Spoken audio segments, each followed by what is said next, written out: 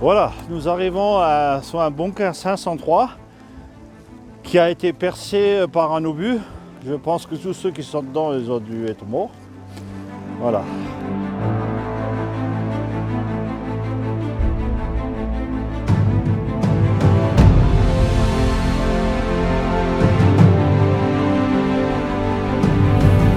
Alors je vous ramène d'abord ici pour que vous puissiez voir par la suite dans l'autre bunker qu'on a restauré la différence vraiment pour voir le travail qui a été fait dans le prochain bunker. Alors là je vous invite à me suivre.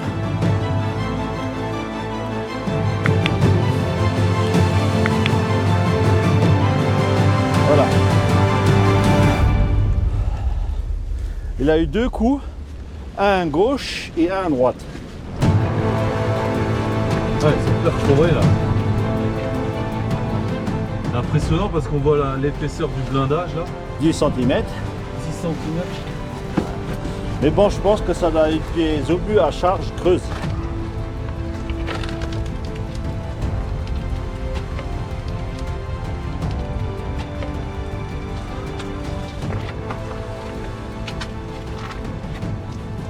Voilà, là je vous invite à rentrer dans le bunker, mais par la porte d'entrée, pas par le trou. Alors là c'est pareil, il y a deux entrées à droite et à gauche, hein, pour faciliter plus vite en cas de bombardement pour se mettre à l'abri. Hein. Voilà. Là, normalement au milieu vous avez le puits, et devant chaque entrée, vous avez un trou, c'est uniquement s'il y a trop de pluie pour que l'eau ne rentre pas dans le bunker. D'accord, un genre de drainage. Tout à fait. Un puits perdu. Alors ce qui est bien ici, c'est que vous avez encore la teinte de l'époque. Tout ça, Le camouflage là. tout le camouflage, il est encore d'origine. Pareil, les deux portes. Voilà. Ici, normalement, là, vous avez un crochet, c'est pour une armoire, pour les vêtements anti-gaz.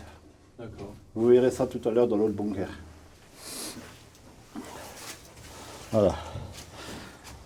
Alors, une fois franchi ces doubles portes là, on arrive sur la porte anti-gaz qui est plus en place, mais bien sûr, pour arriver dans la première chambre à coucher. Vous pouvez rentrer.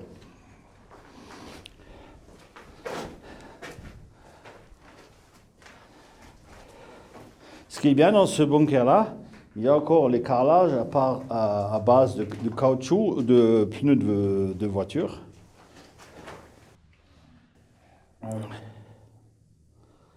Isolant quoi. Hein. Ici, de ce côté-ci, il y avait le système de ventilation. Les 4 vis là, c'était le téléphone avec tout ce qu'il faut pour charge batterie. Et là, j'ai retenu, c'est pour la dynamite ici. Ici, voilà. Et en dessous, de nouveau, le fameux Sprarroy. Pour donner les ordres. Alors là, vous avez la fameuse deuxième pièce aussi, où il y avait aussi 9 lits.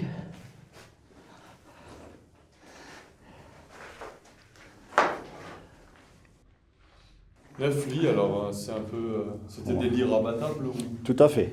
Voilà. un peu comme les lits Kriegsmarine qu'on trouve sur le mur de l'Atlantique. Tout à fait. Alors du côté gauche, c'est tout ce qui est étagère.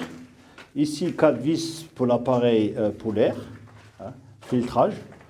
Ici, de nouveau, vous avez les fameux boulons là, c'est pour aussi des étagères, 3 Tu étagères. connais tout par cœur parce que tu as pu comparer avec le Votan et Alors, le travail qui a été fait. Surtout que j'ai travaillé pendant quelques années pour restaurer le prochain que je vais vous voir, qui sera complètement fini. Je vous montre celui-là pour voir dans quel état je l'ai trouvé, et après vous verrez le résultat du travail. Voilà. Là, vous avez les 3 boulons, 1, 2, 3, c'est pour les lits, c'est-à-dire que le mur là a été rempli de lits. Là, vous avez la fameuse trappe pour le stockage de dynamite, qui est pu naturellement. Voilà. Voilà. Là, maintenant, on va passer dans la pièce de tir. Et tout droit.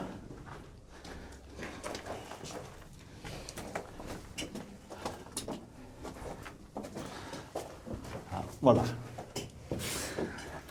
Donc ici, tu avais Là. une MG, alors une MG 34. MG34, tout à fait. Et il y avait normalement le pied, la table de tir, et naturellement le fermoir et tout. Voilà. Alors là, je pense que ceux qui étaient là, ils sont morts. Hein. Ouais, c'est impressionnant les Ouais. dégâts là, l'épaisseur de la ferraille là. Tu as 10 cm, tu disais. 10 cm de blindage. Je On voit la pense. déformation même là de la plaque de blindage. Alors je pense que ça a été fait par Charles Creuse. C'est un obus qui est venu fin de guerre, où ils mettent l'amorce derrière. Tu vois même ici un obus qui a dû traverser et rentrer dans le béton. Un obus perforant peut-être parce qu'il est allé bien profond. Ben, il y en a deux, il y a celui-là et l'autre à côté. Celui-là et à côté là. Normalement, il y a une chauve-souris dedans. Non, on va pas la déranger. On va éviter de la déranger. Ouais. Ouais. Et là, le dernier impact, là, Et là, vous avez Celui-là a traversé aussi. le deuxième impact. Voilà. Et on voit même les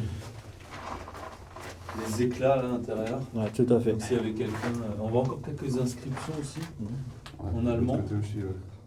C'est Gefühl Tisch. Alors ça, c'était une table que je vous le montrais tout à l'heure dans l'autre bunker. C'était une petite table qu'on peut rabattre là.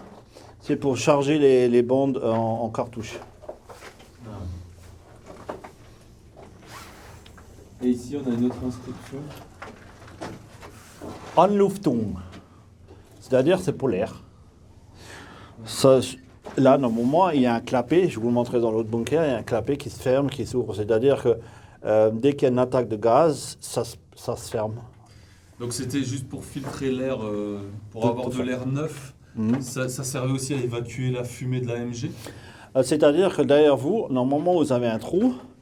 Dans la pièce derrière, c'est la ventilation. Elle va pousser cette heure-là hein, de tir pour pousser tous ces fumées à l'extérieur. à l'extérieur. Mais bon, ça, vous verrez tout ça. Je vais vous expliquer ça plus en détail dans l'autre bunker. C'est impressionnant, hein, les dégâts. Cette plaque, elle fait 7 tonnes et demie aussi. Voilà.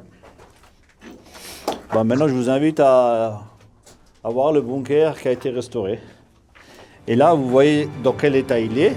Et comme ça, vous pouvez faire une idée des travaux qui ont été faits.